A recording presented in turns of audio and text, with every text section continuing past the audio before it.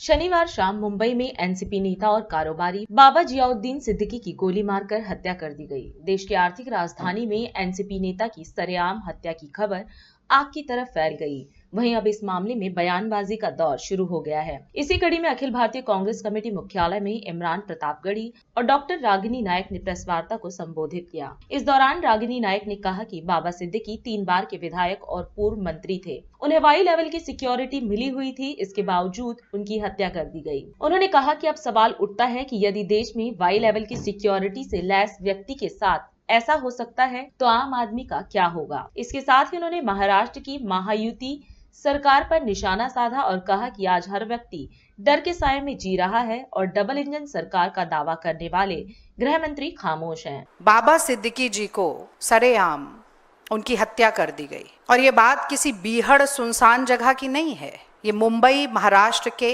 बांद्रा इलाके की है। और मैं एक ऐसे व्यक्ति की बात कर रही हूँ जो एक बहुचर्चित लोकप्रिय समाज सेवी तो थे ही, साथ में 3 बार के एमएलए और पूर्व मंत्री थे। मैं एक ऐसे व्यक्ति की बात कर रही हूं जो वाई लेवल की सिक्योरिटी प्रोटेक्टेड थे।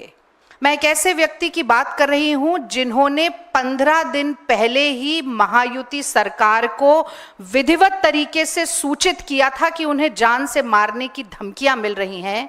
मैं एक ऐसे व्यक्ति की बात कर रही हूं जिनकी पुलिस सुरक्षा बढ़ा दी गई थी और बावजूद इसके बाबा सिद्दीकी जी को मार दिया गया। और ये पूरा घटनाक्रम अगर हम देखें तो एक बहुत ही वाजिब, बहुत ही जायज सवाल न सिर्फ इस देश के नेताओं, इस देश के राजनीतिक दलों, बल्कि हर भारतीय नागरिक, हर मुंबई और महाराष्ट्र के निवासी के दिमाग में कौंध रहा है कि अगर एक वाई लेवल सिक्योरिटी प्रोटेक्टेड व्यक्ति के साथ, एक पूर्व मंत्री, 3 बार के एमएलए के साथ इस तरह की दुर्दांत घटना घटित हो सकती है तो उस आम आदमी, आम नागरिक की सुरक्षा का क्या? वहां हर व्यक्ति का जीवन एक डर के साए में बीत रहा है और इस डर की जिम्मेदारी किसकी है, ये सवाल पूछना जनता का अधिकार है और वो चीख चीख कर पूछ भी रही है। और मैं भी पूछना चाहती हूं कि ये डबल इंजन सरकार के नाम पर बार बार गाल बजाने वाले, दम भरने वाले, अपनी पीठ थपथपाने वाले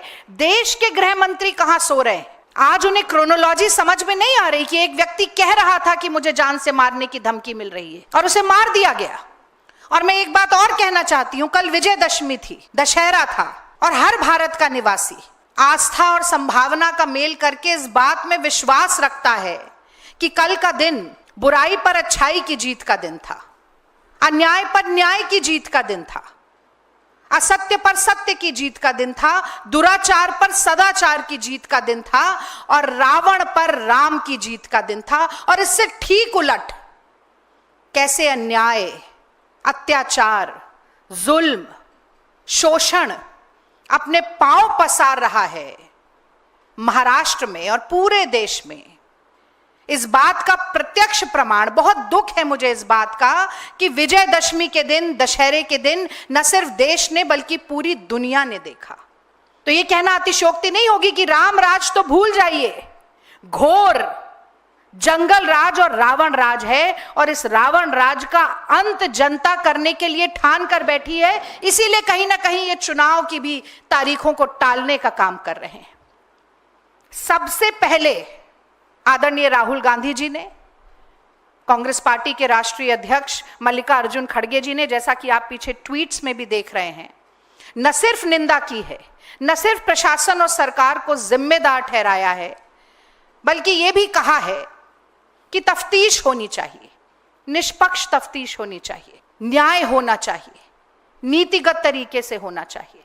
और मैं अपनी बात को यह कहकर समाप्त करना चाहती हूं कि डबल इंजन सरकार है तो डबल जिम्मेदारी भी होती है, न सिर्फ महाराष्ट्र के मुख्यमंत्री की और गृह मंत्री की, बल्कि देश के प्रधानमंत्री और गृह मंत्री की भी। और अगर नैतिकता का लेश मात्र भी आपके अंदर बचा है, अगर आपकी अंतरात्मा जरा सी भी आवाज दे रही है, तो शिंदे जी, फडणवीस जी और अमित शाह जी को इस्तीफा देना चाहिए। और अगर ये इस्तीफा नहीं दिया जाता है, जैसा कि मैं जानती हूं, तो जनता तैयार बैठी है आपकी कुर्सी आपके पांव के नीचे से खींचने के लिए। राष्ट्र सर्वप्रथम, राष्ट्र सर्वप्रथम, राष्ट्र शिवम्